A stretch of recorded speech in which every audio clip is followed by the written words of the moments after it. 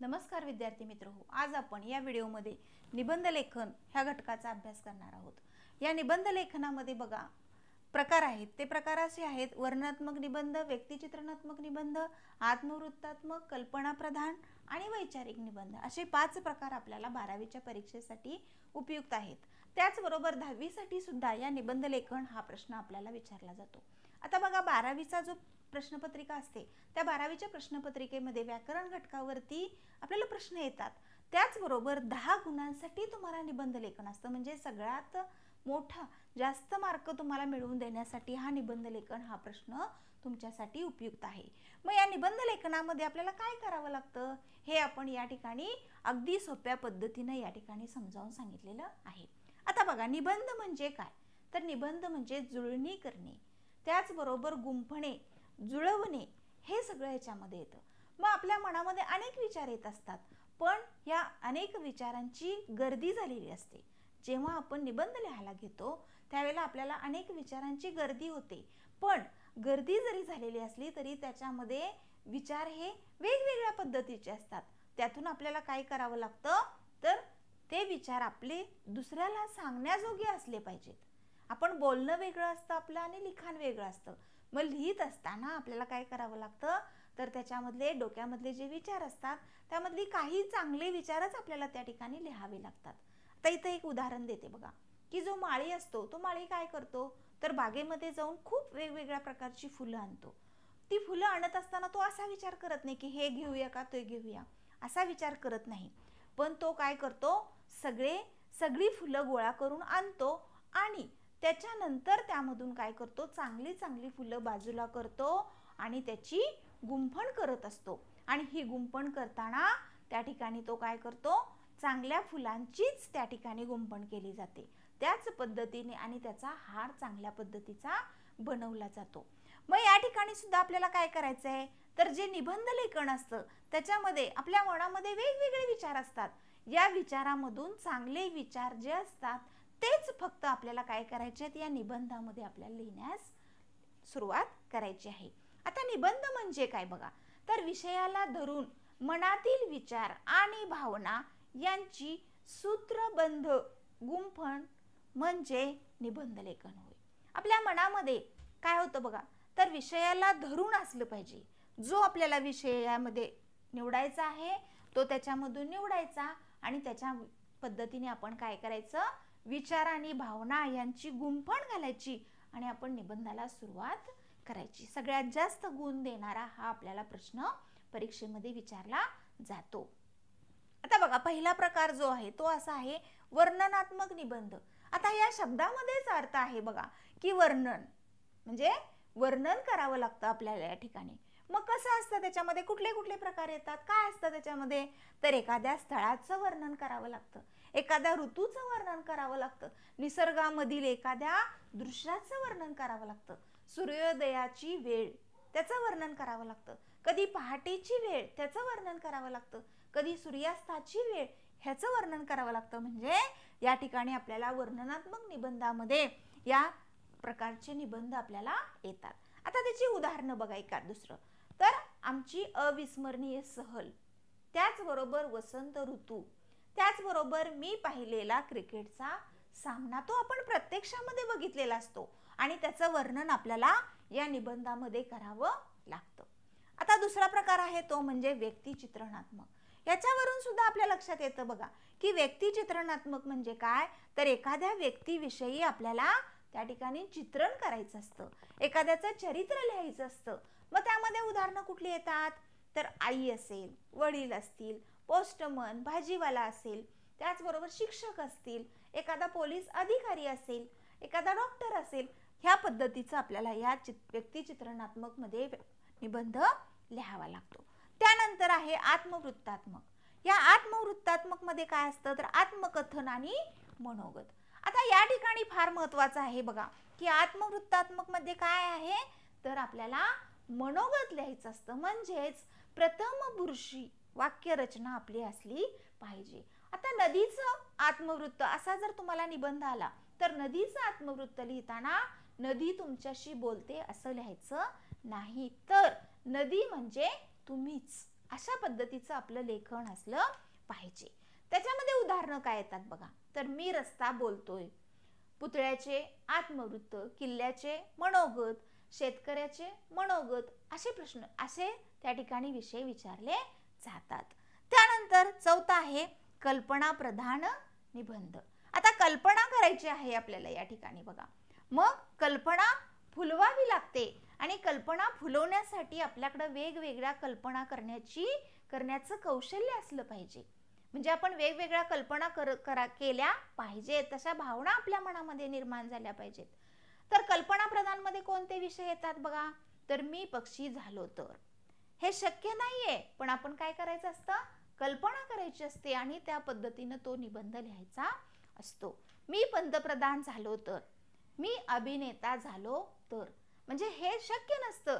काही जणांना शक्य पण होतं, पण आता आपल्याकडे जे असतं त्याच्यामध्ये आपल्याला काय करावं लागतं, कल्पनाच करावी लागते. या पद्धतीने आपल्या लक्षात येतं बघा. त्यानंतर शेवटचा आहे वैचारिक निबंध.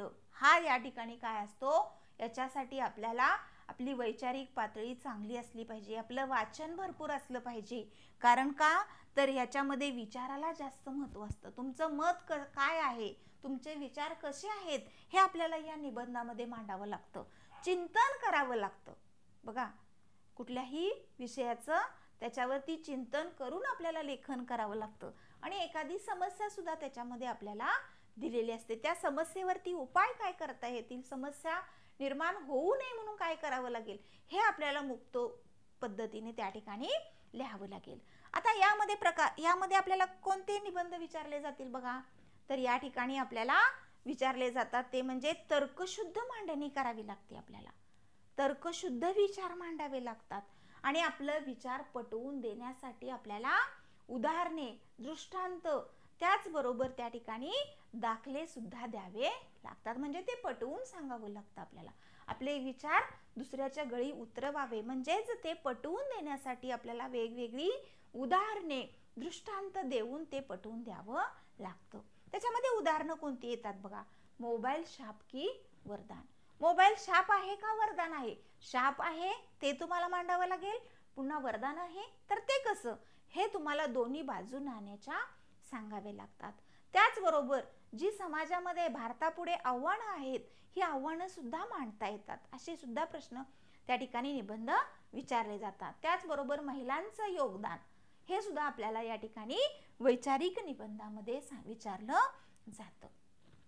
तर बघा, या ठिकाणी आपल्याला निबंध लेखनाचा असा 10 गुणांचा 12वी साठी प्रश्न येतो. तो तुम्ही चांगल्या पद्धतीने सोडवायचा आहे. हा निबंध लेखनाचा व्हिडिओ तुम्ही पाहत आहातच, पण पत्रलेखनाचा सुद्धा आमचा व्हिडिओ आहे, तो सुद्धा तुम्ही चॅनलवरती जाऊन पाहू शकता. आता बघा, आपल्याला निबंध लेखनासाठी काय करायचंय. आता हे प्रकार फक्त समजले तुम्हाला, पण निबंध लेखन करत असताना त्याच्यासाठी आपल्याला पूर्वतयारी करायची. आपण काय करतो, धड्याखालचे प्रश्न असले, कृती असेल तर ते कृतीचा अभ्यास करतो. म्हणजे आपल्याला पटकन परीक्षेमध्ये प्रश्न लिहिता येतात, कृती लिहिता येतात. पण निबंध लेखनासाठी पूर्वतयारी काय करायची, तर बघा, पूर्वतयारीमध्ये आपल्याला पहिल्यांदा काय करावं लागणार आहे. पहिला मुद्दा आहे तो म्हणजे श्रवण. म्हणजे आपल्याला ऐकलं पाहिजे. म्हणजे असे अनेक वेगवेगळी माहिती आपल्याला आपण ऐकली पाहिजे. त्यानंतर दुसरा आहे ते म्हणजे पूर्वतयारी संभाषण. संभाषणामध्ये आपण चर्चा केली पाहिजे. ज्यावेळी आपण वैचारिक निबंध लिहितो त्यावेळेला आपल्याला चर्चा महत्त्वाची असते, लक्षात घ्या. म्हणजे आपल्या मित्रांचं संभाषण झालं पाहिजे, मैत्रिणींचं संभाषण झालं पाहिजे आणि त्याच्यातून आपल्याला काय होतं, तर ज्ञान मिळत असतं. त्यानंतर तिसरं आहे ते म्हणजे वाचन. आपण भरपूर वाचन केलं पाहिजे. वाचाल तर वाचाल असं म्हटलेलं आहे बघा. म्हणजे आपण वाचन असेल तरच आपण हे निबंध चांगल्या पद्धतीने लिहू शकतो. कारण वाचन जर असेल, 10 ओळी वाचला असेल तर तुम्हाला लिहिताना ते 5 ओळीमध्येच लिहिता येतं. म्हणून आपल्याला जास्तीत जास्त आपलं वाचन असलं पाहिजे.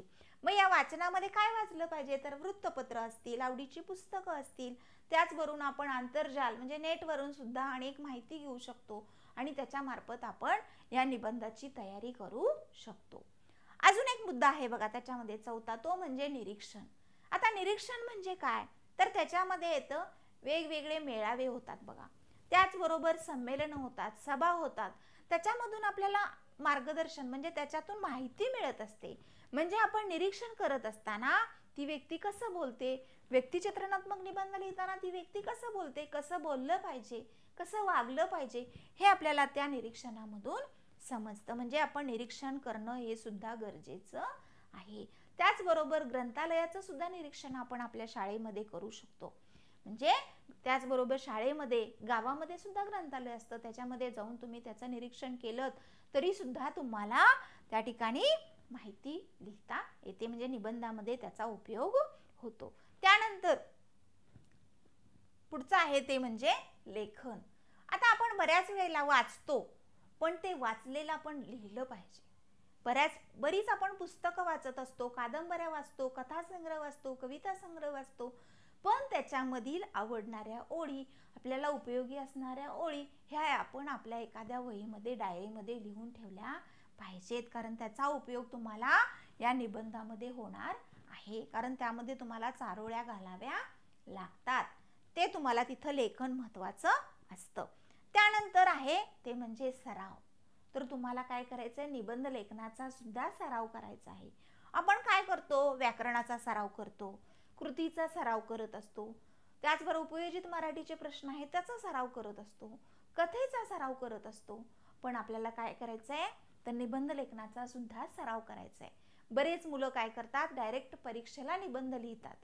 पण तसं न करता त्यांनी थोडा सराव केला तर त्यांना जास्तीत जास्त त्याचा उपयोग होतो. एकच निबंध आपण वेगवेगळ्या पद्धतीने लिहिला तरी सुद्धा तुम्हाला त्याचा उपयोग होणार आहे. बघा, त्यानंतर पत्रलेखन कसं करावं, कसं लिहिला पाहिजे निबंध आपण. तर या निबंधामध्ये आपल्याला काय करायचं आहे, तर पहिला आहे ते म्हणजे आकर्षक सुरुवात असली पाहिजे. कोणत्याही गोष्टीची सुरुवात जर चांगली असेल, आपल्याला बघा, आपण सुद्धा एखाद्या कार्यक्रमामध्ये गेलो की पहिल्यांदा काय असतं, सुरुवातीचं जे डेकोरेशन असतं ते खूप चांगलं असतं. मग आपण ते बघितल्यानंतर आपल्याला वाटतं अरे खूप सुंदर आहे, म्हणजे आत आणिकच छान असेल असं वाटतं. त्याच पद्धतीने निबंध लेखनाची सुरुवात आकर्षक असावी. जशी आकर्षक सुरुवात असावी तसंच त्या ठिकाणी परिणामकारक शेवट सुद्धा असला पाहिजे. पुढं त्या ठिकाणी पुन्हा अजून काय, तर म्हणी, वाक्प्रचार, सुभाषित ह्यांचा वापर तुम्ही जास्त केला पाहिजे. ह्यांचा वापर तुम्ही केल्यामुळं काय होतं, तर त्या ठिकाणी तुमचं वाचन खूप आहे, तुमचं लेखन आहे हे त्या ठिकाणी लक्षात येतं. त्याचबरोबर ज्या ठिकाणी हवं आहे त्या ठिकाणी विरामचिन्हांचा वापर सुद्धा केला पाहिजे. जिथं गरजेचं आहे तिथंच करा. त्यानंतर परिच्छेद रचना. परिच्छेद एका पानावरती तुमचे 2 परिच्छेद असले पाहिजेत. त्यानंतर जे लिखाण आहे आपलं ते पाल्लाळिक नसावं. पाल्लाळिक म्हणजे काय, तर आपण तेच तेच तेच तेच त्या ठिकाणी बोलू नये, तेच तेच त्या ठिकाणी लिहू नये. त्यानंतर पुनरावृत्ती. वरच्या परिच्छेदमध्ये पण तेच लिहिलेलं आहे, दुसऱ्या परिच्छेदमध्ये पण तेच लिहिलेलं आहे, अशी आपली पुनरावृत्ती नसावी. त्याचबरोबर निबंधामध्ये आपल्या स्वतःच्या शब्दामध्ये अभिव्यक्ती असावी. कारण मुक्त तुम्हाला लिहिण्यासाठी त्या ठिकाणी काय असतं, निबंध हा एकच प्रश्न आपल्याला लक्षात येतो. आता त्यामध्ये महत्त्वाचा एक मुद्दा आहे बघा, तो म्हणजे तुमचं लेखन हे शुद्ध लेखन असलं पाहिजे आणि अक्षर सुवाच्य असलं पाहिजे. कारण का, तर जो बघणारा असतो, तपासणारा, त्याचं लक्ष त्या ठिकाणी तुमच्या अक्षरावर पटकन केंद्रित होत असतं आणि तुमचं अक्षर जर सुवाच्य असेल, शुद्ध असेल, तर तुम्हाला त्या ठिकाणी सहज मार्क चांगल्या पद्धतीने मिळून जातात. निबंध लेखन हा व्हिडिओ या ठिकाणी तुम्हाला बघा लक्षात आला असेल, तर हा व्हिडिओ तुम्हाला आवडल्यास लाईक करा आणि शेअर करा.